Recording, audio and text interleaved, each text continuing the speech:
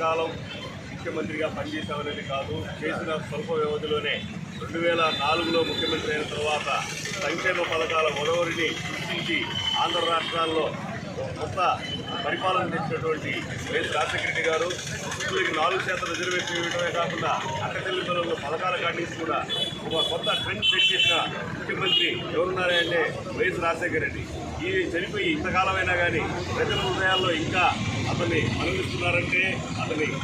ఇస్తున్నారంటే చేసిన పరిపాలన అనేసి ఆ పార్టీ ఆయన కుమారి నాయకత్వంలో ఇక రాపిడి ప్రతాప్ కుమారి నాయకత్వంలో మేము పనిచేయడానికి గర్విస్తున్నామని చెప్పేసి జోహార్ వైఎస్ఆర్. వైఎస్ రాజశేఖర రెడ్డి గారు కొనసాగిస్తాం, రాజశేఖర రెడ్డి గారి ఆశయాలను. ఈరోజు వైఎస్ఆర్ కాంగ్రెస్ పార్టీ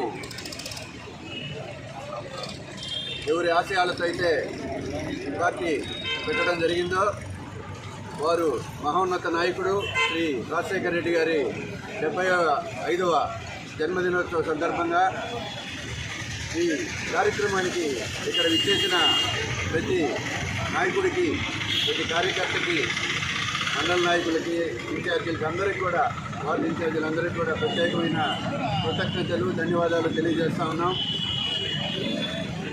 రాజశేఖర రెడ్డి గారంటే ఆంధ్రప్రదేశ్లో తెలియని వారు లేరు. ఆయన పేద బడుగు బలహీన వర్గాలకి ఒక దేవుళ్లాగా, ఒక ఆశా దీపంలాగా వెలుగొందినటువంటి వ్యక్తి.